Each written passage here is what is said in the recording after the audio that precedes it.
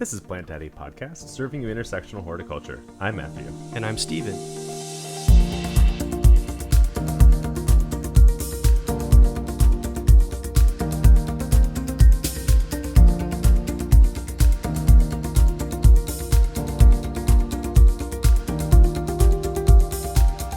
Hello, welcome back to Plant Daddy Podcast. Today, we have Mike and Kyle from Gayish.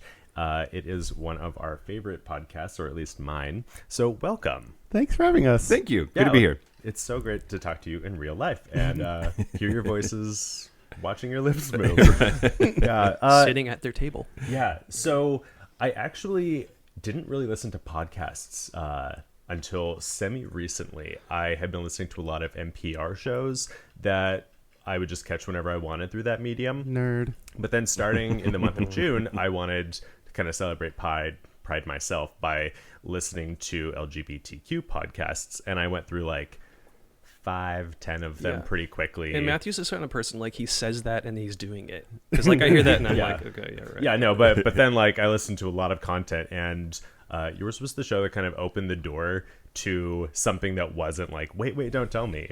So it just got me like really interested in the medium in general. So I've just got to say thank you so much for what you do in the show you put on. Oh my gosh. Oh, thank you. That's really, I'm unprepared to accept compliments. Move on. Okay, so enough about that.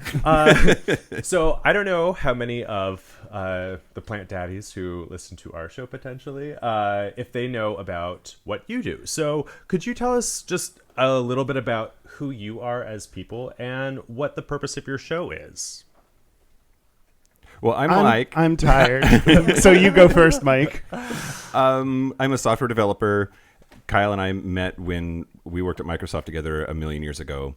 I currently work for Salesforce. If you're familiar with them, you either my least favorite platform that I use at my job. Yeah, I've had plenty of experiences with Salesforce. Yeah. Yeah, I find myself apologizing for my employer pretty regularly. Walk away. Whatever. Oh, wow. But yeah, we started Gayish 2.5 years ago, give or take, and we wanted to talk about the fact that although we're both gay cis men, not all of the cultural things that come with gayness necessarily applied to us, and that's okay. We just wanted to evaluate stereotypes and how, whether you fit them or not, that doesn't make you more or less gay than anybody else. Yeah, and obviously people respond to that. Yeah. I feel like my Facebook feed regularly has people just commenting they're gayest and straightest. Yeah. And like I find that I myself will think about this as like the gayest moment of my week or the straightest. And I'm Kyle. Oh, sorry, I only wanted to hear about Mike. No, that's all I know. Made it out his leg. So hi, Kyle. I know. That was all I wanted to share. I'm very private. I'm Kyle. I'm 33. I'm recently single. I'm sorry. Yeah, me too. As a listener, I was a little heartbroken for you. I was like the Ross and Rachel of my own mind. There was also a Facebook post that was like, has anybody heard about Jack, your boyfriend Jack? Yeah. Was that triggering? Dan, you don't know me. It was just like we were planning on talking about it. And so it was like one of those weird moments where like even when we talked about it on the podcast, I didn't feel totally ready to talk about it. So this is like just something like even before that where I like really didn't feel ready to talk about it. And so then Mike was like, do you want me to reply to this? And I was like, yes. So Mike was great at putting up with things for me. That's really nice. You guys can support each other for that. Something that I have noticed other podcasts and also you guys talking about, and we're starting to notice this a bit, is that it's really bizarre to put your life out there into a medium that other people can listen to, and then suddenly they feel like they know you. Yeah. It's strange. Well, to that point, we were talking just last night at dinner about how, your level of comfort being open is way different when you put a microphone in front of your face. Yeah. Like I say shit into this microphone that I would never say to other human beings in another context. Yeah. But Mike and I are really close and we talk about a lot of stuff, but somehow like when we put microphones in front of us, then I'm like, Mike, let me tell you the real serious deal. You really need to know. Like somehow it like, yeah, we talk about even more than we would have. That's really interesting. Yeah, I find myself doing that with you already. And this was something that I think, maybe I didn't even told you this yet even, but I think I started this because I'm like, all right, I should try to be more open. I should just try to share more, just broadly. This might be a good way to do that. Well, and So just it sounds some like maybe like it is. behind the scenes of being Steven's friend. Our good friend Chris and I will sometimes laugh together when Steven's like, "Oh yeah, I'm gonna go out on a date with this guy," and then it turns out that they've been dating for 6 months. We've never heard of this person. Yeah, Like, that's kind of how that. It sort of happens goes. regularly. So Steven's cute and he just doesn't share a lot. So then when we get the mics in front of us, we're suddenly talking about things that it's actually done some things to our friendship. We've been friends for over 9 years, and this is like a new way to explore that. And I feel like you guys had that same experience. Yeah, Yeah. and now you know how I think about my hair, like Yeah. an hour-long Yeah. version, things like that. So we have touched on all of us are white cisgender gay men, and we were kind of laughing when we were preparing for this yesterday that there's a little bit of a continuum here that actually was sort of sitting in between like gold star gay, Oh, sort of done a little bit. okay, I forgot about this. Yeah. Sort of done a little more. I'm a lead star gay. So we thought that was kind of cute because it gives us a number of perspectives. For gay I've done identity. more. I've done more than you. I think so. From what I've heard. I licked it. And Oh, maybe we've done the same amount. Okay, never mind. well, I can judge the most harshly. Yes. Yeah. Yeah. Best thing about being gay. Yeah. Wait, no platinum star gays then? Wait, what does that mean? You were Means- born cesarean. Born via C-section. Shit. So you've never even touched No. one ever. No. So, Wow. My boyfriend would have been, except that he thought that he was straight for a while and was in a long-term relationship with a woman before we met each other. So Mike knows how that goes. yeah. Everybody finds their way to where they are now. So we kind of had this idea while Kyle and I were chatting about getting this collaboration going, that because you're not necessarily plant daddies yourselves, that we needed some little tie-in. And I mean, being gay is obvious. So we're in Seattle where cannabis is legal. And so Steven and I brought over some vape and edibles so that we could, experience the Cannabaceae family of plants. And then Kyle poured us coffee right when we got in. So we're also enjoying plants from the Rubiaceae family, which is where gardenias are in. So So we are experiencing the power of plants. Yeah. Right. Even if you're not plant people. that's just how Okay, we're so justifying we're forcing this. it. Yeah. And depending on the level of imbibement, Steven and I have never done an episode deliberately stoned before. So we'll see where this goes. Yeah, I love that. Deliberately stoned. Has there been accidental Good. stone? Well, I was really high when we filmed our Pride recap episode because, and I talk about it in the episode, but I was kind of in a weird glum place about body image shit. So I just got real high and was like, it's fine now. I'm waiting for the weed to kick in so that we can not have to suffer through this heat as much. I'm hoping it helps with the heat. Would you like to vape some? It's sure, yeah. That is a hybrid, and Steven has a sativa here. Yeah. So we just thought that we would make this experience kind of Plant go that related direction. necessarily. Yeah. So, Steven, Yeah. So we were like, okay, what do our podcasts have in common, or what do we have in common if we're not necessarily plant people? So during our lifetimes, recently, gay life has changed, we think. So, maybe when we were growing up, we were secretly watching Will and Grace or something, or something like that. It was less sort of out in the open. Now there are visible gay families, different types of relationships, more visible types of attachments. And that kind of means that there's almost this increased level of commitment that is being projected that gays can take into their life. So I think that it's the stereotype that gay men have been fairly unattached from those burdens because we can't accidentally have kids. We don't have the ability to start a family in those traditional classic ways that make perhaps hetero people feel like they have to settle down. So we find that commitment and the process of taking something into your life and caring for it and it relying on you is something that gay people in particular really have to seek out. And there's so many ways that gays do that. And we thought that we were just kind of rapping about whether or not that's a hole you're trying to fill or an interest that you're trying to... Yeah, the general you, right? Yeah, the royal you.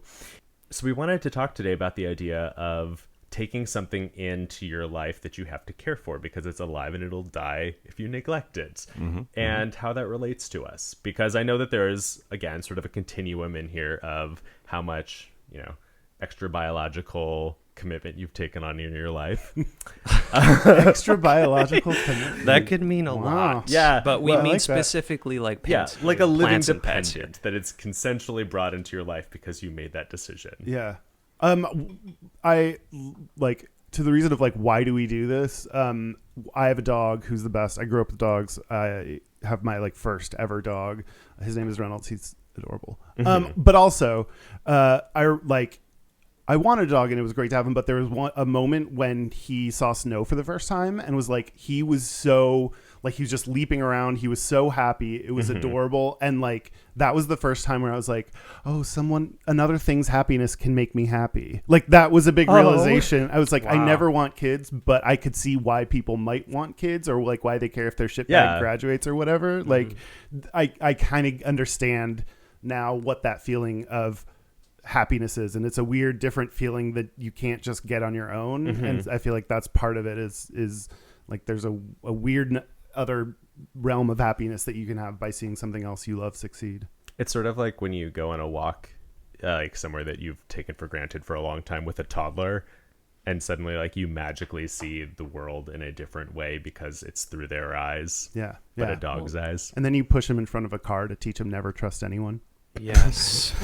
The most important part. So it's good that Kyle mentioned he doesn't want he's blown the end of the episode. If he has them, he'll get rid of them. So is Reynolds your only like living dependent? Yes. Well, I was gonna, like, in thinking about this and thinking how funny it is that I would like talk about plants, the like first thing that comes to mind is when I moved into my current place, it was like 8 years ago or something. One of my friends who does like plantscaping, I don't know what it's called. She puts like plants into stores and makes it all like, look all cool or whatever that's called. And so she gave me a plant. And I was like, oh, that's really sweet. I have my new place. She's like, don't eat the leaves because they'll make your mouth numb. I don't know why she thought I was going to. It must have been a different bacchia. Did it look like that plant? Well, I don't remember because I literally forgot to water it once. So it really never looked. I just love the level of like total amnesia, right? Right. Like we're obsessing about subspecies or something over here, but no, it was like awesome. A plant in greenish, and I did not intentionally, like, I just literally forgot about it. I put it down, never watered it once, and then eventually threw it away because it's really easy to do that. Like if you're not a plant person, they just become decor that you look at the way that like a chair. Yeah, and I think I know that side too. Like I've said, I did not give a shit about plants at all until about 3 years ago, and then something just like snapped. So I had the same thing. I was like, oh, I'm gonna go on a vacation. I kind of hope that one dies, that IKEA plant. I'm like, I don't know. Steven had this bee in his bonnet, and he texts me and is like, I kind of think I want to do like a water thing on my balcony. I was like, awesome, let's go to Swanson's. And so and that's when you got your first pitcher plant. Entirely your fault. Yeah. This is a story that we talk about. We found that there are like 3 stories that we talk about all the time. So Mike, do you have any living dependents? Well, so when you were talking about things that you have to take care of or they'll die, I thought about my ex-husband. He like not really a self-sufficient human being. Yeah. But we had a dog. He actually got custody of the dog after a long time. And I'm a dog person. Had dogs growing up.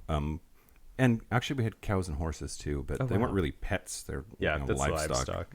Yeah, once you eat them, they kind of stop being pets. Used to freak the neighbor kids out. They'd come over for dinner and be like, "We're having steak or meatloaf or whatever," and then we would talk about which cow we were eating, and the neighbor kids were like, mouth agape, horrified at this. To us, it was just Tuesday. That would kill my boyfriend. But I come from a family that hunted, so like. Yeah, deer are beautiful and I love them, but also so is venison. Yeah, like, circle of life. You know? Exactly. I was literally singing that intro song this morning. So wait, where does that leave you? That's like, if your dog passes away and you find the corpse soon, you'll then cook it, or like, you know what I mean? Or like, that's a separate. It's not survivalist. Okay, it is about the amount of anthropomorphization that you do. How okay with the idea of Yeah. eating it, you are. Yeah. Right? You have to put up some barriers for different kinds of animals. Absolutely. Yeah. But Absolutely. that's an interesting point. I mean, it makes me think about like for my plants, how many of these that I If I we don't have think that of them. big I don't think of them as earthquake, beings. how but it's could you like, survive on your Pingicula? oh no! Most of the stuff I have is toxic. I would last like an additional 12 hours. Okay.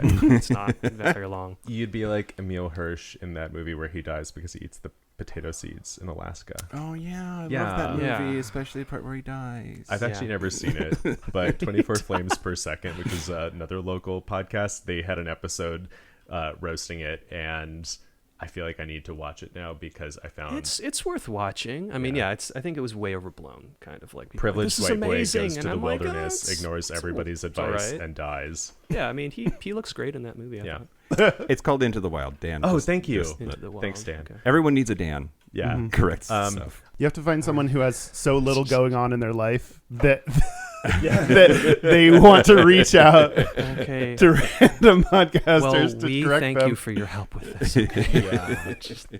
Okay, so My roommate, Chris, is a plant daddy, and there's fucking plants everywhere in this place. I just said the F word. I apologize. we do too. Okay, great. Yeah. There's a lot of fucking plants in here. And in fact, looking around when we first got here, Stephen and I noticed that these are a lot of amazing, great, beautiful plants that we talked about in the last episode that we just published. Yeah, so whoever that is, they know what they're doing. Yeah, there's like a bunch of really great aeroids in here and tomatoes on the balcony. So, I mean, do you enjoy having them? Do you feel anything about that? Well, talking about anthropomorphization, it's funny. My favorite plant of his is Josh, the yucca there in the corner. Oh, yeah. They and have names. I think it's because I named him. He's the only one. He was like, yeah. Chris is like, hey, do you want to name this plant? Because he's trying to get me involved. Yeah. And I just don't care. I'm really sorry. I just don't. Hey, And I've been there. but I know. then he's like, yeah, why did you name this tree? He's like, oh, it's like a Joshua tree. He's like, it's not, but it's like It's a they're Yucca kind of related, gigantea. maybe. And I said, well, it's like a little Joshua tree, so we'll call him Josh. And I so, love that. And so now that's Josh the tree, and I actually kind of care about Josh, and I think it's because he See, has this a is- name. This is how Yeah. it starts. Like they creep into your heart. Yeah. Yeah. It's So, kind of like very slippery that slope. sci-fi movie with the pod plants. The Thing. The Thing. Yeah. Yeah. Plants assimilate That doesn't people. sound like a nice movie. There's two we're versions of it. trying There's to one be- from the 50s that is campy, and there's one from the 80s that is a different kind of campy. But they're both worth Okay. watching if you're into that sort of thing. Right? New York Minute with the Olsen twins. Yeah. Is it that movie? I have never seen it. That was Is it Oh, that actually- movie? I think Eugene Levy was in it too. It's Oh, a Thing remake. I love People Daniel don't talk Levy. about. Okay, so Steven and I also have some living dependents, but it seems like a lot more than you guys. I personally have 3 house rabbits. Their names are Finn, Jake, and Lily. I have House rabbit. Is that different than rabbit? It's different than it's livestock the same rabbits. species, but they Right. live in my house the way that other people's dogs or cats live in their house. I did like. Are you saying that in the way that I would call it? Like I have a house dog, like he's a dog that lives in my house, or is it a different? Well, so within the really large, really weird rabbit keeping community, There, like no, it surprises you, like Yeah. who keeps rabbits. Amos Sedaris always has a house rabbit. so people, the Pence family has a rabbit. Wait, really? Oh yeah, Marlon Yeah, Marlon. Marlon Bundo. Really? Yeah, there's a whole. Oh my god, yeah. This is a tangent. Stop No, there's it. a book. So yeah, I have 3 house rabbits, and the reason that I call them house rabbits is because the house rabbit community calls them that to indicate that they're not kept in a cage outside or in the garage. And the interesting thing about rabbits, I think that most people's experience is like, oh yeah, my friend or my cousin had a rabbit and it didn't like anybody and it would bite and scratch and pee on you, and it never did anything. It just sat in its cage because it was sad and depressed sitting in its cage all day. They're actually really social animals, and they live in large family units, and they are so playful, and they form these really strong bonds together, and they can do that with people as well. So Brian and I got 3 rabbits gradually. We started with 1, then a few months later we adopted a second. They became best friends, and then that was great because even though they were slightly less interested in being like BFFs with us because they had each other, they're still really like friendly and affectionate. And then we got a 3rd rabbit who because she had 2 bunny big brothers, she like does not care about us. She is like tolerant, but she is the smartest, and she just loves her brothers. Yeah, and I would say when you first floated this idea, right, I was kind of like, I don't know how this is going to go. Like adding honestly. a third one? No, adding a rabbit. Oh.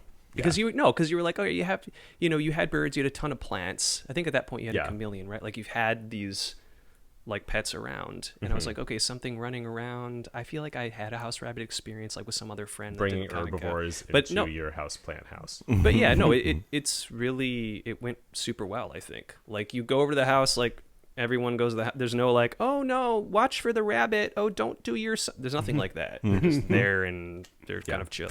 But I digress. Can you potty train a rabbit? Yeah, so they're actually really fastidiously clean by nature. They clean themselves constantly, and they will pick like one spot that's their litter area. So I have 3 litter boxes throughout the apartment, and rabbits being herbivores with fast digestive systems, like their shit are just like little dry pellets that like you can just pick up and put in a nearby potted plant to fertilize it. But like they don't pee on things, they don't mark their territory because they're neutered and spayed. So they're actually like really great. They just chew up plants and chew up books. Yeah, like I just have to be careful that there's nothing chewable within their reach, which is a constant battle. So I think now they're prepared to become rabbit hoarders. Yeah, like Brian would love that if we just had a barn full of rabbits. I mean, they're notoriously good at breeding. Yeah, that's why we get them fixed. They're great. They're great. It also makes them better pets because they don't get aggressive hormones. Speaking of aggressive hormones.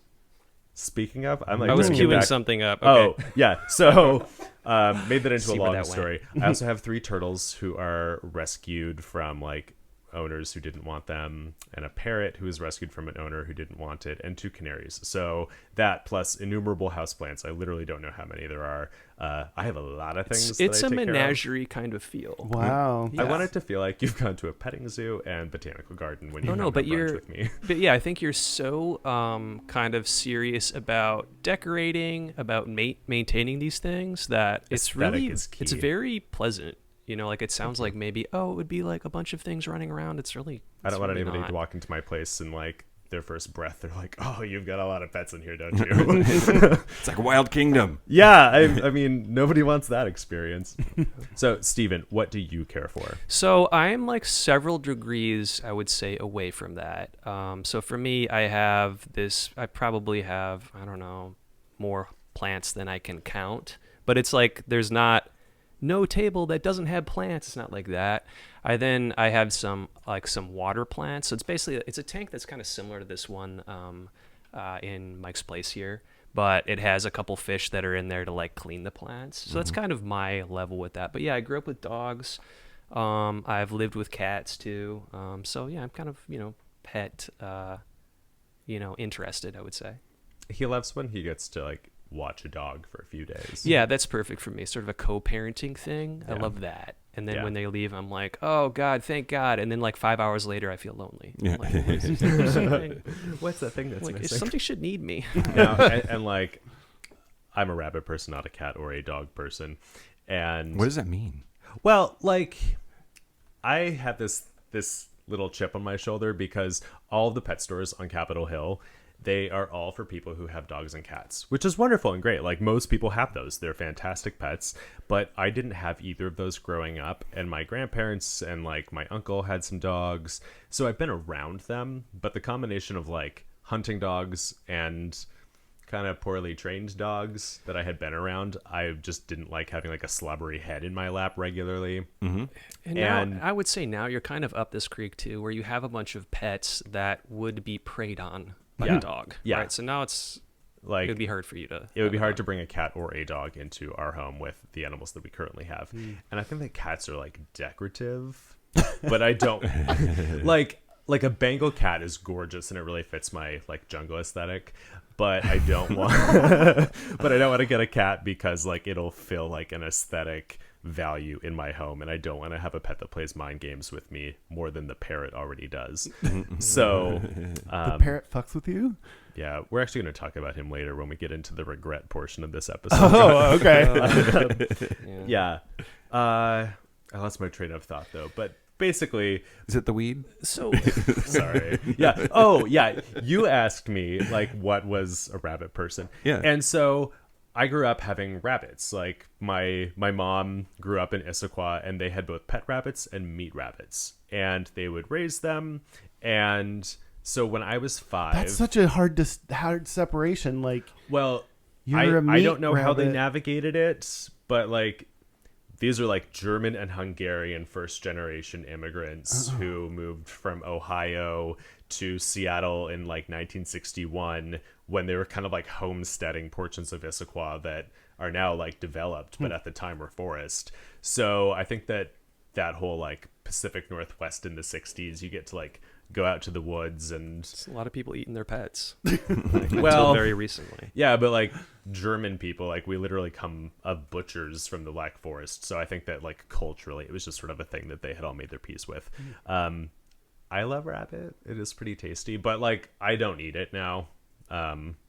But to continue trying to answer your question, rabbits have this really sweet personality that it's like pure id, and I say that they're like the embodiment of good because they just have such purity behind themselves. And maybe this is because I was born in 87, the year of the rabbit.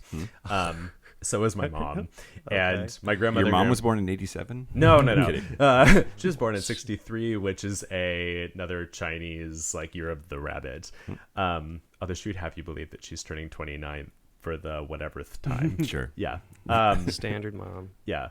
But that was the first pet that I had, was a rabbit, and I've always thought that they were just wonderful. And so I think that in the way that people are dog people or cat people, I feel that way about rabbits. Like when I'm around a dog, it's like, that's a dog. Yeah. Yeah. But so yeah, let's proceed on. So obviously, like, plants are kind of having like a cultural moment right now. There are like 3 or 4 new plant shops in Capitol Hill. Our friend just opened one in White Center. You're seeing them in tons of other places than you had before. And it's sort of like a resurgence the millennials are doing of this 1970s kind of thing. And I was just curious if either of you, we know the answer for you, if you know any plant gays, like if that's a cultural identity that you have had experience with. Only one, and that's the same one Mike is talking about, his roommate right now. Like, I've never met someone that's more into plants. I literally, and the friend that gave me a plant for the last time ever, that I killed, she like, but she's also a straight and a female. So, and then we were going to ask you about stereotypes, right? So like, oh, what is the stereotype about this person? But now that person's going to know that you're talking about just them. yeah. So this is tough. Yeah. But you can also think about like just the say you know a couple communities more. of and What? then- Oh yeah, belonging yeah. to. Yeah. The other, I mean, he Mike's knows roommate all of named them. Chris. He knows I think he's a crazy person. I'm not afraid of like him hearing any of this. Now, is he crazy because of the plants, or is that just a Crazy. symptom? Which That's- came first, the crazy or the plants? Yeah, I don't know. I think it's the like crazy is probably the right answer. Yeah, I mean, I think that he has a little bit of a misogynist streak. Not misogynist. Sorry. I was like, wow, we're getting into it. Interesting. No. This has nothing to do with plants. No, misanthropic. He has a misanthropic streak Okay. to him. Okay. And the thing is, like, plants don't talk back. They don't disappoint you. They don't set unreasonable expectations. Like, I think that there's something about that appeals That's to him. interesting. I understand that. Yeah. Yeah. Yeah. Like when my antidepressants aren't working, I would much rather sit around plants than people. Yeah. Yeah. Interesting.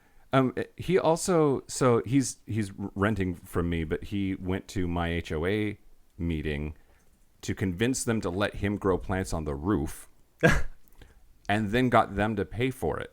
So he has like, all these Dang. big planters up on the roof. We can go check them out A later friend if, did you, the if you'd same like. thing. And Yeah. but yeah, he's just like I'm impressed. Like, and me too. They're cheap as fuck, and he like somehow got them to buy a bunch of plant stuff. and that increases so many like ecological things around here. When you have green roofs, it reduces your heating costs. Although I don't know if just some planters is going to do that, but Well, good maybe for that was your his roommate, case. So Chris. yes, it does. And a bunch of hummingbirds now chill up there. Never saw a hummingbird on the roof ever. In Okay, so all of that's this is this year. this is crazy to you guys. No. It's just yes. I hate birds. Kyle just has Reynolds. I just can't imagine. Like, I respect it, I understand it, but I can't imagine just hanging out with plants as being like soothing or cathartic. Or What do you think that entails for us? What do I think that entails? Because you say like hanging out with plants, and I'm imagining that you're imagining that's an activity.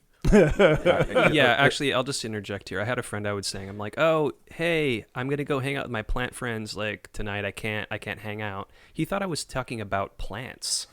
Oh, Like this is someone I know well, and I was like, what do you think, Steven, you're a little eccentric, so maybe that's Okay. I'm gonna go hang out Thanks. with my plants. Yeah, no, my plant friends. Like I was like, oh, these other people who are into plants. Chris literally says that in so many words. I'm going to go hang out with my plants now. Oh, okay. So I'm the outlier. Now, I think that's wonderful. However you choose to approach this hobby, I would always say like, I'm going to go water my plants, or Sure.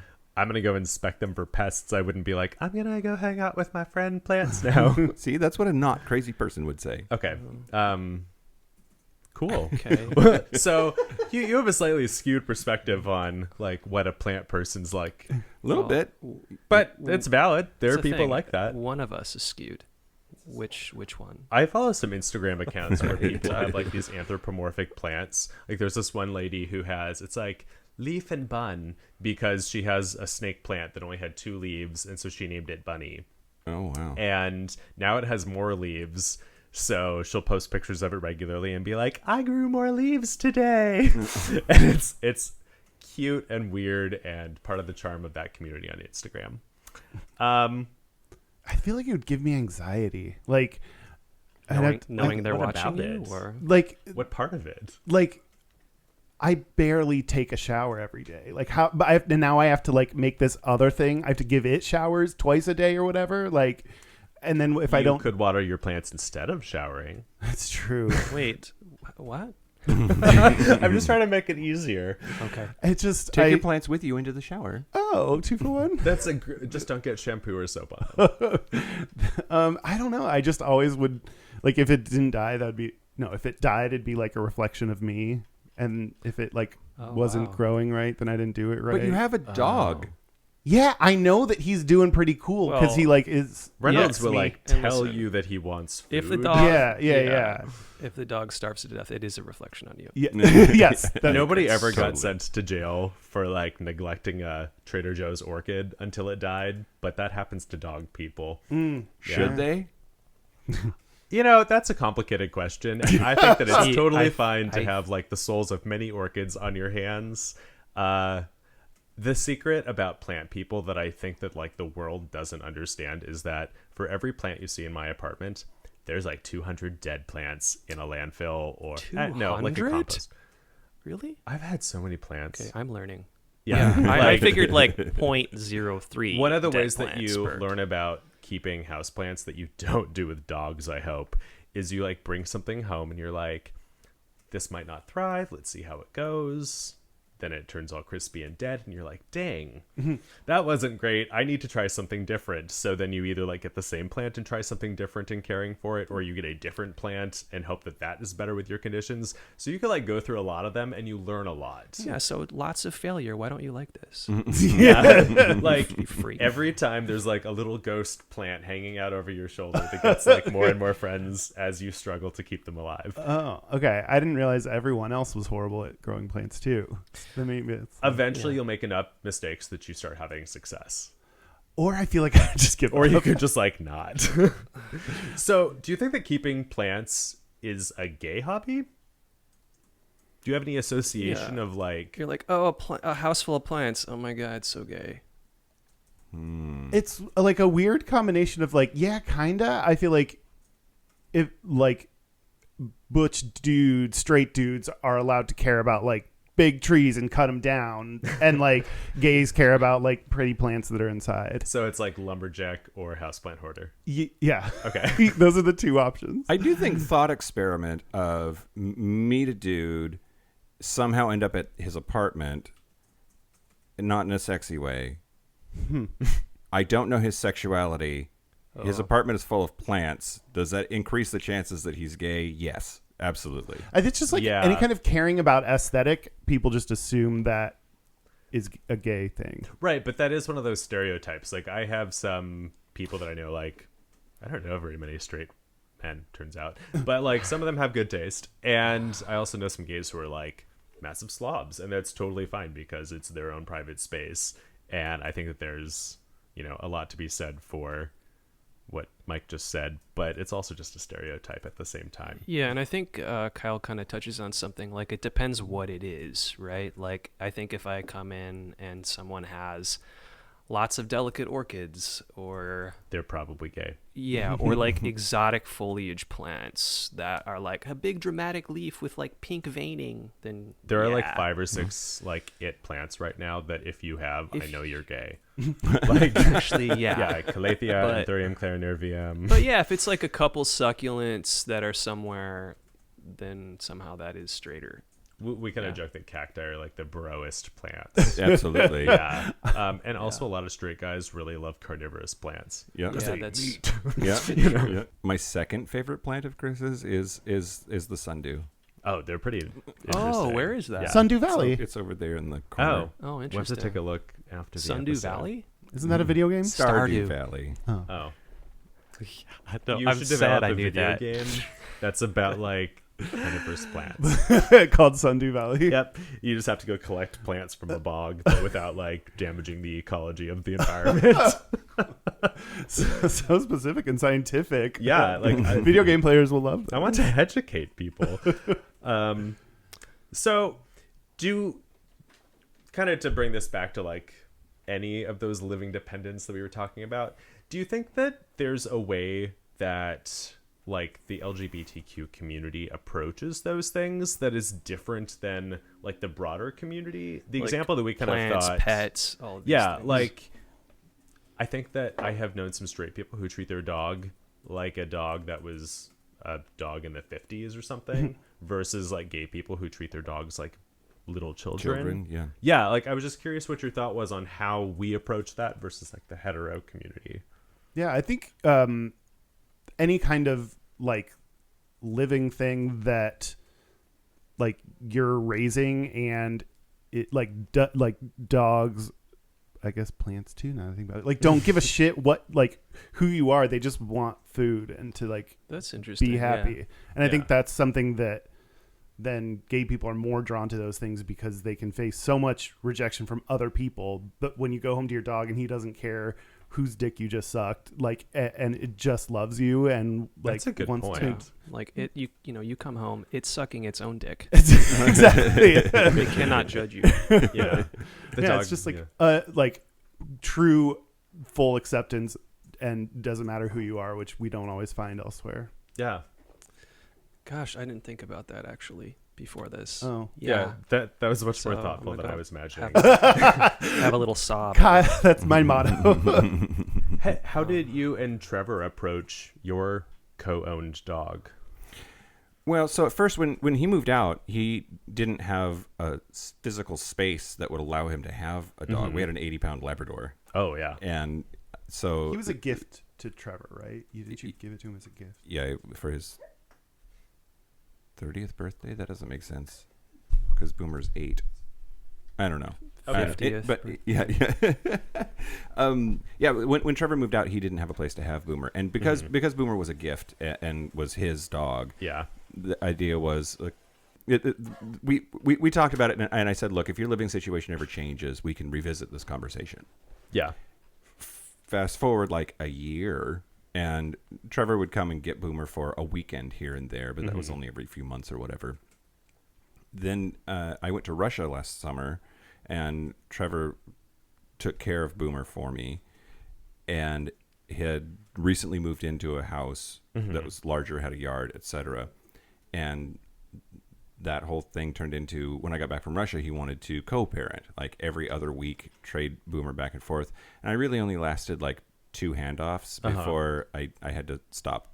First, it was hard for the dog. Yeah. Like, it's not fun for Boomer to have to reintegrate every other week and not understand what's happening. But also, it was really, really hard on me to see Trevor. Like the idea that Boomer was this connection between us that I didn't want. And so I ultimately decided I could just say, no, Boomer's mine, fuck you, which legally I could say that.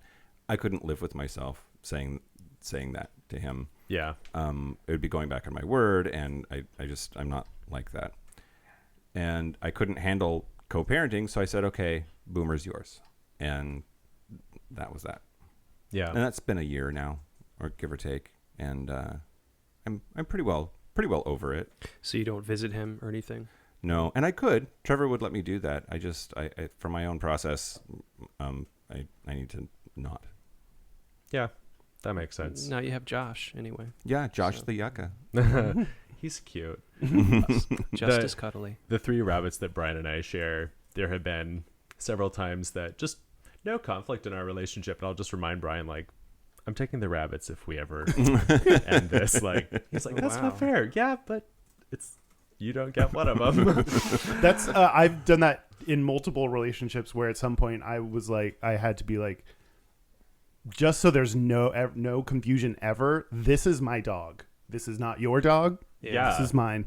That's very important to remind it's, people. It's huge, though. Yeah, I have a friend who he had like a friend breakup, actually, and it was like a dog that he had with a friend, just like a girlfriend. That's a weird situation. Yeah, and it was like, oh, they just kind of, broke up as friends, and now he just never sees it. It was like devastating. I feel like that is setting yourself up yeah. for heartbreak one day, which is sort of the way that I feel having a about girlfriend. Dogs in general. Oh.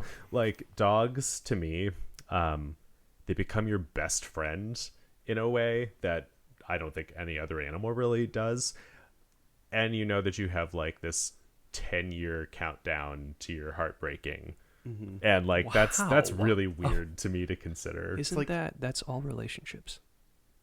Does that mean that I only have 3 more years before Brian dies? I mean, you just have 10 times whatever number. Okay. I mean, wasn't that wise? What? Yes. That's very deep and insightful. Let's just end it here. Yeah, thank you. Okay, podcast over. But Kyle, tell us about how Reynolds came into your life. So was it like, oh gosh, I really need someone to lick my or toes. or maybe was there? I had wanted a dog, and I was buying a place, and so that was like, okay, I can have a dog in my own place. And I ended up, the week I closed on my place, got laid off from my job. And so I had like severance, but like several months off, and that was like the perfect time so I got a dog, got Reynolds during that time, and which was like, ended up being, I didn't realize, like, dog-ternity leave. I don't know what that's called. He heard me talking about him. You're really connected. Like, it was very nice to have. I got him when he was 3 months old, and like I was taking him out every 3 hours. I wasn't sleeping. Like I was just trying to get him bonding. I tried. He probably hated it because I was trying to crate train him, and like I tried for maybe like 6 months with him because everyone was like, just stick with it. He never got used to it. And eventually, I was like, okay, this is not going to work for my dog. Hey, I can send you back in that crate. Like, he just never got used to it and always hated it, and I just had to like kind of adjust and figure out what was right for him. But yeah, so I've had him for 9 years. Cool. Yeah. He's a little cutie for sure. Shut up! He's the best. Yeah, I feel like other people's animals who like bark at inopportune times during podcasting hold no candle to my parrot Alex, because he just yells constantly. Oh my God. So this brings us to our next bit here. Yeah. So we have these new responsibilities in our life. Like, there's a lot that comes from it. I think we've all talked about, right? A lot of good feelings, but we do some of these things and regret them as well. I think it's a big responsibility to take on. Yeah. So for me, I have this tank that has plants in it, has aquatic plants. Like, there's a great shop here in Seattle I want to plug, actually, Aquariums in. Super awesome, like just an underwater plant store, basically. They also just got in some really beautiful cichlids. They have amazing weird fish, and it's just a really cool place. Anyway, Which you check it neighborhood? out. What neighborhood? It's up in It's Ravenna. in Ravenna. Yeah, it's Okay, like sure. 65th and Roosevelt, basically. Yeah. Anyway, so I got this tank, then I put this plant in it that's kind of rare, and the plants are doing really well. And then I read that they were endangered, which is like they're not endangered. They're endangered in their wild range, Yeah. but they've already been collected and in the industry for long enough that there are tons of animals that there are like lots of in domestic situations And that yeah, are actually I- like struggling in the wild. It's before I learned that last bit. Anyway, I thought these Yeah. were rare, and I kind of wanted to get rid of it. And I'm like, okay, do I throw out the endangered plants, or like, do I give them to some people? Like they're notoriously hard to grow. I've just been lucky with them. Anyway, so I had this plant, tank and fish in it, and I was just like, okay, I'm kind of sick of you guys. What do I do? Anyway, so sometimes we take on things we don't want or we get sick of. You have a major story here as well. Well, I'm just going Right. to say on aquariums, like I stopped keeping them because I love a beautiful planted aquarium with fish. They are so much work. And I feel like I cannot commit that long term. Like, so that is just something that I have chosen to not have. But, Yeah. But I mean, even with Reynolds, like, do you find yourself regretting it, even in moments, or? Yeah, I feel like this is just like parents when they talk about their kids of like, you're technically not supposed to say anything bad. You're only supposed to be like, motherhood is incredible and I love it. But Yeah. like the truth is there are hard parts. And so it's definitely like that. Sometimes like, I 98% love him and love having him. And there are 2% of the time where I'm like, I wish I could just go right from work to happy hour and not have to go home and let him out, or like, that's the thing that would stress me about dogs. yeah, you have to be, being there. That was something I didn't really think of, like really practically, like maybe my timing. Anyway, that doesn't matter. But like, I would go out to happy hour every day after work with my coworkers, or most days after work, and I couldn't do that. I had to not do that and go home instead. And I like didn't really think about like, The I can't sacrifice do. that was. Yeah, I can't do anything I want whenever anymore. I have a little bit of like responsibility. Yeah. Or like, trying to, when I'm traveling somewhere and trying to find a place for him to like a friend's house to be or whatever. And like, yeah. So there's definitely times where I'm like, oh, this would be so much easier if I didn't have a dog. But that's, very much in the minority. I mean, did you feel that with Boomer as well? Oh yeah, absolutely. It's different when you have two people. Like it was easier to divide and conquer Boomer's needs. Yeah. Jesus fucking Christ, Reynolds! I swear to God. Sweet pupper. What's going on? The next door dogs are barking, and I can't tell if they're barking at him barking back or if there's something going It's on just next the chain door. reaction now. But it's different with two people. You could divide and conquer on the dog's needs. And not having a dog, I've noticed myself doing a lot more things in the evening and planning more like long trips. And so I definitely will have a dog someday again, but not right now. Yeah. Like it's I didn't regret it at the time, but now I'm thinking maybe I should have. There are some because perks to it. Yeah, there are lots of things that I didn't do because I had a dog. And, Right. Not feeling that makes me realize. Yeah. And that idea of like, I will get another one, but not immediately. See, that's exactly where I'm at too. Yeah, I grew up with Yeah. dogs. I thought I would get a dog immediately, like 18 going to college. I'm like, duh, I'm going to have a dog. Like, I just love them. But yeah, then practically it's really very different when you start living adult life. Yep. Well, and that's what I did with my parrot. I went to Peru in 2010 and I had like this like delirium spiritual experience with a parrot in the jungle.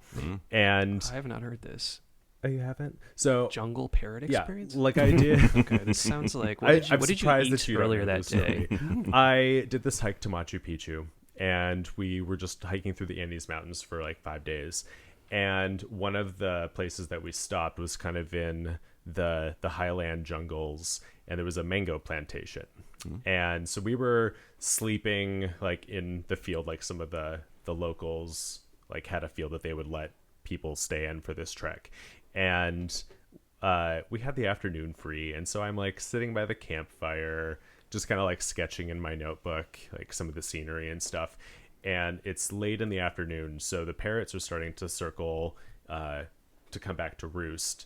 they spend their whole day like out eating in the jungle in their like paired partnerships, and then they'll come back, circle, and like yell and scream and squawk to each other because they're exchanging a lot of information about like what they found in the jungle, like where to go for ripe things. Okay, that's why this field was free.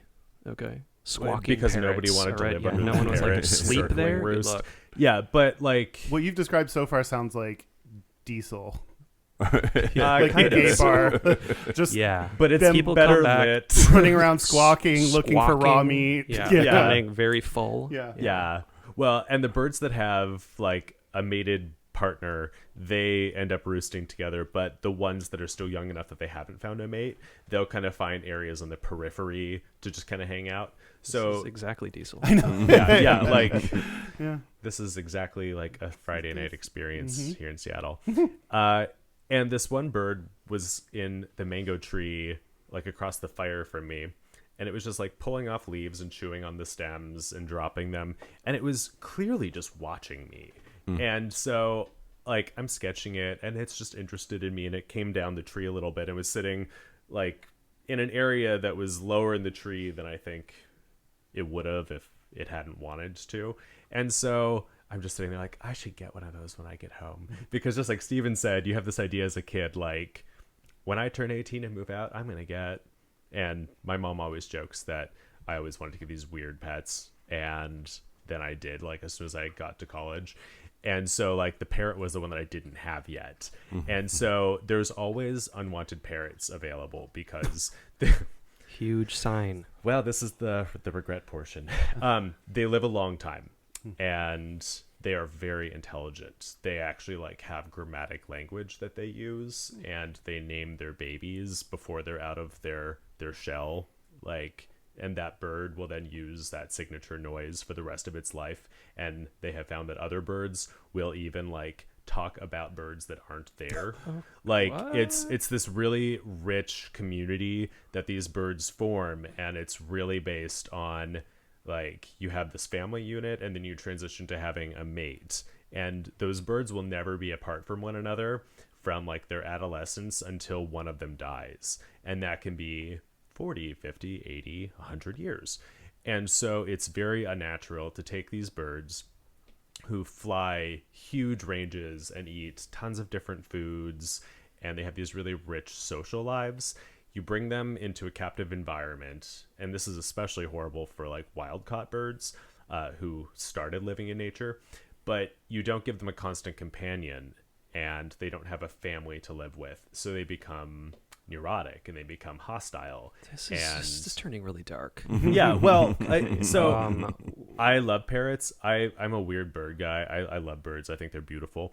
But parrots get neurotic and they get mean, and they develop these like compulsions where they'll like pluck out their feathers. And there's all these developmental stages. I'm sure you're familiar with dogs. Like if you don't observe certain things that they need in their adolescence, they kind of become broken because they haven't had that developmental like. So I'm not really seeing how this leads to regret yet. Oh, sorry. I'm talking about Like, some stoned. no, I'm like, it. no, clearly it's building up to that. Yeah. That was a joke. Like, oh my God. So to make a long story longer, they get neurotic because they haven't had those like bonding moments. So I came back to the States after Peru, and I go on Craigslist, and I find this guy who has. It's an Alexandrian parrot, and it's one of the first parrot species to be kept in captivity because Alexander the Great, who's my favorite historical figure, traveled to India and found that these birds were being kept as pets in India because they just fly around and they're very friendly, so they'll come like live on balconies and stuff. So he started exporting them throughout like the Mediterranean area as pets, and in fact you can even see mosaics in Pompeii of people like with their pet Alexandrian parakeets, and they're named that because it's after him. So Alex is like doubly named after Alexander the Great. But he was hatched in Alaska in 1985, and this man who was living in Kent put him up on Craigslist because nobody confirmed this, but I'm certain that what happened was family in Kent, like 2.5 kids, dog and a cat, white picket fence. As soon as the kids went to college, the wife was like, it's either that parrot or me. So Wow. like there was a really weird dynamic. Like the guy clearly really liked this bird, but they never named him. He was just Bird. And he lived in the dining room in a kind of small cage, and he couldn't turn around properly, so his tail was all like kind of broken off because they have very long tails, and it just wasn't enough room for him to move around. His wing feathers didn't grow in right. He never learned to fly. He would eat table scraps because he'd like scream during dinner, so they'd like give him French fries, they'd give him cola. Sounds like an unusual situation. Yeah, but like a lot of parrots live that life because people don't do the research. And so I thought, oh, I'm gonna save this parrot, and he's already 25, and so his How old were you species- then? 23. Yeah. Nice. So Because you said Alex was born in 1985 and you said 87. yep. Oh, okay. Good at math. Yeah, so this Wow. bird who's older than me is now almost 35 and hasn't died yet. His species lives to be 30 to 40, and I definitely thought that I was kind of doing like a parrot hospice care situation. Because He like could have another 35 years. well, he spent a quarter of a century eating French fries and drinking Coca-Cola, and he's a very picky eater.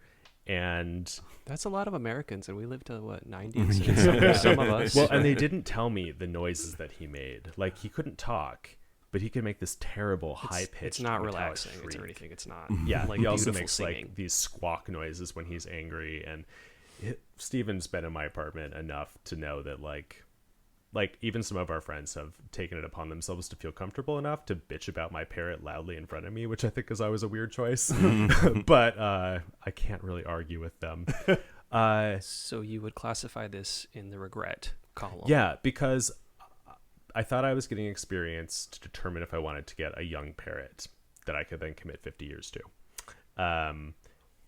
And now that I've committed almost 10 years to this parrot, and there's no end in sight, and he doesn't like me.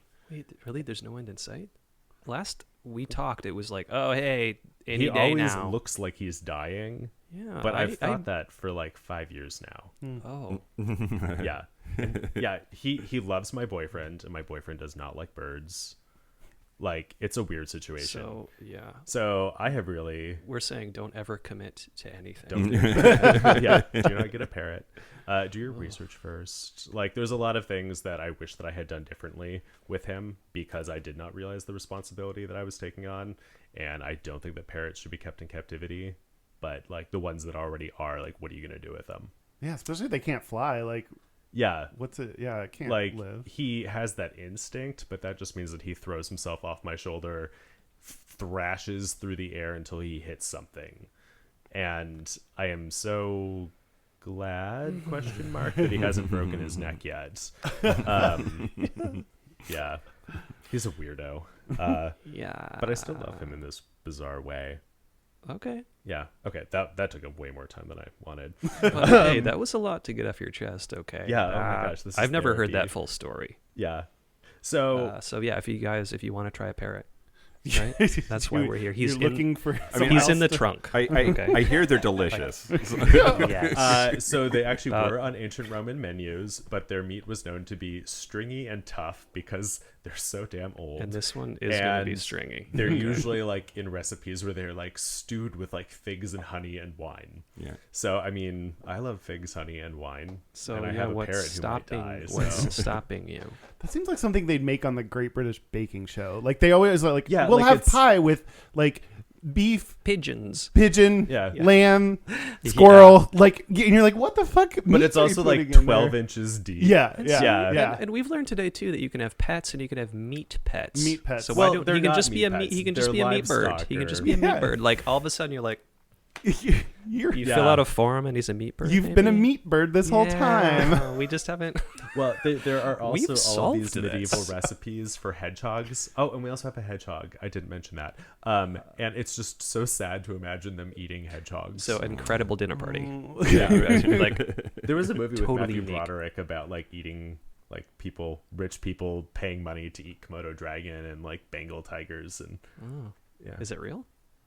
I don't know. Or is this like a movie? Like a This is a movie from drama like the or something? 80s. Yeah, that is a plot element ringing a bell. I can't Yeah. quite place it. Is it Like- New York Minute with Ashley and Mary Kate Olsen? Wasn't that another movie that we've talked about? you know a lot of their movies. Just the one. Oh. Just that one over and over I've again. already forgotten it's that one. Okay. Yeah. Do you only watch them when they're together? Oh my God. Yeah. I stopped watching Weeds because it was just the one. That's a lie. I That's forgot not she true. was even in that. Yeah. It was she weird was to just see her just there. Yeah. Just yeah, her. Yeah. Yeah. And then she like gave the hot dude a blowjob on a park or something. I was and like, where's your sister? Quick.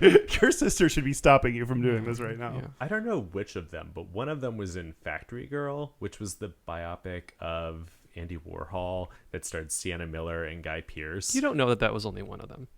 It's true. I mean, she was only in one scene, so I doubt that they were like, you know how they'll use like okay. multiple babies who are identical twins to play the same Well, kids whatever. that They did can it Full film House easier. for what, 10 seasons Yeah. or something. I think Anyway, they could manage it's always it. weird when they show up. I don't take them seriously as actors. They're fashion moguls. Yeah, exactly. They barely look human. Right. So I don't really take them seriously I as know. like Yeah. Homo sapiens. They have no either. interest in acting They, human. they almost either. look like marionettes. They're always just kind They've of like totally slumped committed. over. Yeah. Yeah. Okay, so statistically, there's like been a lot of press about how millennials aren't like having families and buying houses, and that they're doing things like getting pets and having plants. What do you think about like this just as a general trend? Do you think it's here to stay? Like, is this our slippery slope into doom? Or Because no one's The good- reproducing. yeah, and they, then, yeah, Well, or like is It's not quite so like dire, but there's been so much attention given to like the fact that people aren't having kids, they're having, you know, plants or multiple and maybe cats. this is more specific to I think- plants, right? But it's like, okay, this plant thing, are people like, is this faddish? For people like buying clothing for Your their dogs. sense. Do you do that for Reynolds? I haven't in a while. He does have a really adorable hoodie from American Apparel. Did you get the Wow. matching adult size one? No. Oh, you should have. I know. Now that you say that, one of my friends Now like, they're not even around anymore. oh no. Reynolds, do you want to look adorable? You can just take his. Okay. It's fine. Yeah, I think I feel like people are. I don't think it's just a trend of. I think like the broader movement is like people thinking about and caring about themselves, and that's why people think more about mental health than they ever have, and like self-care is a term. I think it like is all the same trend of like, what do I want? What's going to make me happy? And what environment do I want to create for myself? So that's the part. That Yeah, I think that's it's, like, totally where it- millennials- That Yeah. actually leads us directly into our next question is like, what is the Oh. value that this provides? Like having something outside of your own self that requires attention and care. Well, And I mean- one thing I was going to say, I'm not a millennial, and y'all got screwed. Like y'all got fucked by the baby boomers, right? And one of my favorite things about being Gen X is being in the middle of like the boomers screaming at the millennials, and the millennials trying to scream back. But like I think, you know, home ownership is down because everything's too expensive, and you guys don't have the capital to purchase places to live. But it's much easier and cheaper to like get a cat or a plant in an apartment. Yeah. Well, and I was gonna try to tie that to. I think people are less likely to raise a family when they're renting because like they want to have their space and their nest, their home for their children. So home ownership is down because y'all got screwed. So you're not having families. So you're like, but there's still a human instinct there. There's a human need to care for something and have something around. So if you've been priced out of parenthood, here's Try a parenthood. reasonable. Yeah, exactly. Here's Yeah. a reasonable facsimile of that. That's So very yeah, valid. the plants are an expression of this bleak predicament Mm-hmm. we're in. Mm-hmm. I think Okay. people have always had pets though. Like I think that is Yeah, pets I think are a little bit different actually, Yeah. right? But yeah, I think maybe plants. people's approach to having pets is a little bit more thoughtful though. Hmm. Yeah, so I guess our last question, is this here to stay, or do we think that it's kind of a blip and then eventually when the economy rights itself and the Gen Zers are the ones who are in control of everything, will they go back to having picket fences, 2.5 kids, and cat and dog? I mean, I think climate change is going to kill us all in the next 40 years anyway, so why worry about it? Yeah. That's well, true. we're only gonna have like cacti, so That's actually one of those things that I find comforting is that my justification for having so many plants and animals, it's like, we're the last generation that'll actually be able to appreciate these things. Yeah. So get a cockatoo. Yeah. But no, I think Kyle, you kind of hit on it. Like there's definitely a mental health or just a health aspect to it. I think is true for me that I haven't really thought about. It's like, oh, this is the kind of home I want to have. It's like I think about bringing the natural environment sort of in my house more because it just makes me feel better. So yeah, maybe that's going to happen more and more kind of as we think about this and as there's, like top 10 lists of superfoods and like all the things that we're thinking about now. But they also say that just spending like 20 minutes in nature does like this huge thing to boost your serotonin. So 20 minutes in Matthew's home. Seriously, like really cleanest oxygen in Seattle. Yes. So, okay. Are you guys now going to get plants, right? After this show? I would definitely kill I feel like it. It's still early. Well, Kyle, describe briefly like what your windowsill situation is. We can pick one for you. I have them. Yes. Okay. Wait. What? So when does it get sunny in the window? Or does it? My place is so fucking hot. I hate it. It's always warm. Mm-hmm. So pretty much greenhouse right there. Okay. That's good for a lot of things. Oh, not for me. And I don't. Yeah, like. Yeah, I guess I don't think about. Do I actually have windowsills? You do not. Oh no, I don't. Wow. Sorry, I take it back. I don't. Yeah, that's amazing. Like you're not sure if you have windowsills. I like never. Now that I think about it, I like don't look at my windows. We just think about different things. I mean, it makes. Yeah. Yeah. Wow. I'd walk into an apartment that we were looking for and be like, "Nope, this is north facing. We can't live here." Because that's the window that you get the least sunlight in. Got it. Your place is like a cave. You have one window in the corner. Yeah. It doesn't have it goes sill along on the. it, and Yeah, no, I don't have just one. There's like a wall of windows. Eastern facing. What? Where the Christmas lights go. I took the Christmas lights down, so we're almost at Christmas again. I know. I just had them up all the time and thought it was cute, and everyone else was like, "Those are ugly." So. Listen, we wanted this to be whatever positive. makes you feel good. It's your living space. I know, but then I didn't feel good anymore because I was like, everyone hates these. Anyway, so yeah, I have plenty of space for plants. So yeah, you could get any kind of like a cactus, right? There's a lot of things that do don't know super if he well actually there. Gets light though, just heat Oh, isn't really? going to make a cactus thrive. Okay. Yeah, I assumed light. All right. They face east. The windows face east. Okay, thank you. And, that's good. You get light. You get light in there. Yeah, I try not to. I try to close the blinds so that. Okay. East is one of the best window aspects for the majority of houseplants. You're going to be really good at this. Yeah. Okay. Yeah. We're going to follow up in 3 days. Oh, All right? fuck. Something impossible to meet. And I'm actually going to tease a little segment that Steven and I want to start doing on our show.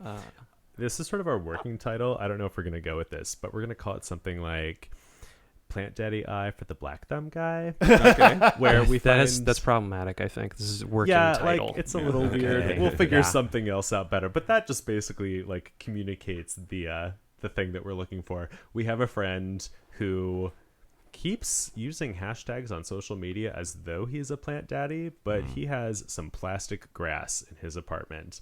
And I do not accept him into this like community. That's disqualifying. Yeah, is this the segment? It's like excluding people. Well, no, but we want to turn him into one. If he's going to use those social media hashtags, I want him to back it up by having something beautiful thriving in his apartment. I believe in him. He's an intelligent guy. He can figure this out. So we're going to take him plant shopping, have him pick out a plant with our guidance, and then we're just going to follow up with him regularly to see how it's doing. So yeah, it's kind of like the show. We'll barge in, make fun of everything, right? And then we'll come back after you've done a ton of work and congratulate ourselves. But it sounds like maybe we need to do this for Kyle too.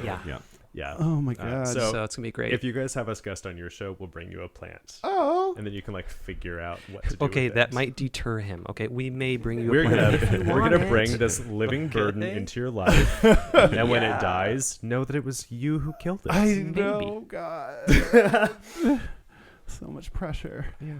Are there any plants that I guess cactus? Do you have to water cacti? Yes. Oh, and never mind. But the good thing is, hey, you can just like set a chime. Like you'd be like, oh my God, it's the first of the month. Drench it. And then if you miss like for 5 days, it's fine. I just remembered I didn't take my medication this morning. Okay. Are you getting like popping in your ears or something? No, you were like talking about like reminders to do things on a regular basis. Okay. And this is one thing that I also should do on a regular basis. It's probably less important than that. Yeah. in the way that medication is generally important overall. Okay. I'll be fine. Well, Well, that's good. Yeah, okay. This is our most challenging case yet. Okay, we'd say that. Kyle, I think you should send us some photos of your windowsill. Right. Yeah. That I don't have. Yeah. It's just it's just wall.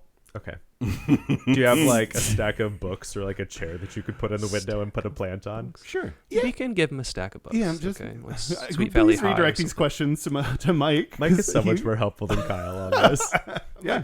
I'm pretty sure Mike I have is like windows. they're east facing. There's nothing obstructing the sunlight. I have a floor. Okay, because I mean, Mike, you're kind of taken care of here, right? I mean, you have You just plants, have like you have, all the plants. He needs to learn clean how to your kill air. plants. you have Josh. secretly. He needs the opposite help. Well, I can see that he has some monstera over there that are rooting, so clearly like those are going to be more plants. You should plant those in one pot together with a moss pole, and then they'll be able to climb it, and the leaves will mature quickly, develop amazing splits and fenestration, and it'll look Instagram worthy in about 18 months. 18 months. I mean, I think those just came from that over there. Yeah. And that'll continue to grow, but they have like the heart-shaped solid leaves. That's their juvenile form, and they'll develop like really amazing like architectural like that, but on crack. Yeah. Anyway, it's actually the logo that we picked for our show is a monstera leaf. Oh, because they're hashtag trending. Yeah. So Okay. I guess that's basically all that we wanted to interrogate you on about that. Do you want to plug anything for your show as we say goodbyes? Yeah, anything coming up? Our website is gayishpodcast.com. You can get all the stuff about the things from there. We're Gayish Podcast on all social media, Twitter, Instagram, YouTube, Facebook, whatever. We have a Discord server too, which is weird. We're going to talk about Harry Potter on our next episode. Oh, cool. Oh, interesting. So, yeah, one of our Patreon members got that as a reward or whatever, at, a perquisite. Oh, I'm excited to hear what you have to say about that. So he chose Harry Potter. Yeah. Steven is pretty like Harry Potter agnostic. Yeah, I just have kind of like checkered past or something with it. Like I've seen some of the movies. Mm-hmm. I kind of know what it is. Like I know what it is, I think. But then I'll try to join a conversation. I don't know what it is at all, and people are really serious about it. I've got that. I think it's hipster great. cred where my mom was an elementary school teacher when they came out. She was good friends with the school librarian, and so Janet Ahern, who's a lovely person, mostly for this, brought the books to my mom and was like, "These are huge in the UK. They're going to be very popular in the United States. So have your kids read these." And so I read the first 3 before they were like the huge cultural phenomenon that they are. But I have a feeling that there's like a very sharp generational cutoff on it. I think I was just like the oldest kids who were reading it. You're slightly older than me. Did you read it growing up? I remember like getting on the bus and when I first heard it and a kid was reading it and I was like, "What is it?" And he was like, "It's about wizards and stuff." And he's like, "But no, it's cooler than it sounds." Like I remember that as like, this is very odd that Already this kid apologizing. is like, yeah, as like Harry Potter. That's a really weird book name, and it just did like, yeah. So yeah, I remember that. But then I ended up reading all of them, and then some bitch from junior high, Damn her. borrowed them and never gave, or high school, I forget, borrowed 2 of my books and never gave them back. Oh. Wow. I lent one of my books to a friend who's a hot mess, and he brought it back to me like the spine was just like broken in multiple places. Did he even read it, or is it just like busted? Yeah, he like read it and then threw it in his trunk and like Boo. God knows Well, what. they're real hard to find, so good luck finding a There replacement. are also they were some of the worst made books, like constructurally. They were very, very badly put together. So most of the original hardcover Harry Potter books look like hell right now, because unless you hermetically sealed it and left it standing upright on a shelf, like it's not going to look pristine anymore. J.K. Rowling cutting corners. I think that was more her publishing house. Okay. It was her personally. I don't know anything really about it, okay, so I'm going Yeah. to just lob bombs like that. Okay. So I'm actually really excited about that one. I'm definitely going to have Brian list with me because he's a huge Harry Potter nerd. I actually almost wore a Ravenclaw Quidditch t-shirt here this morning, but then I got toothpaste on myself. But yeah, so thank you so much for having us here in your studio. To record thanks with so you. much. Yeah. It was really delightful to meet you guys. Yeah, thanks for having us on. Oh, and actually, I have to apologize for one thing that I was so awkward about between Steven and me. Really? I What realized is it? that our second episode, I totally just stole your intro. Oh, really? As though, like, you pick up the phone and say hello because culturally that's what you do. I was like, hi, welcome to the podcast universe. Hello, everyone in the podcast universe. You know what? I swear to God, I did not have any idea what I was going to say. That's just what came out of my mouth the first And then episode. it just became, like, routine. And then Yeah, kept you- it. Yeah. Yeah, you just said it, and I was like, Yeah, Ending. that's what you do when you pick up the phone. That's what you do when you start a podcast. Yep. Yeah, so I wasn't trying to copy you. No, that's great. You can have Yeah. it. Okay. It makes me happy. okay, now don't you ever use it. I know. Yeah. We'll have to completely change. Well, you're going to change our show. Okay, well, this has been Plant Daddy Podcast. Thank you so much for listening. And don't forget to like and subscribe, do all those things. We really appreciate the feedback that we have been getting. And all the people who have found us on Instagram recently and started following us. You guys rock. If you enjoy what you've heard, please give us a 5-star rating. Tell your friends. If you want to be in touch, you can contact us at plantdaddypodcast@gmail.com or check out our social media, all of which is just Plant Daddy Podcast. We're looking forward to you tuning in next time. So thank you for listening and happy growing. Thanks.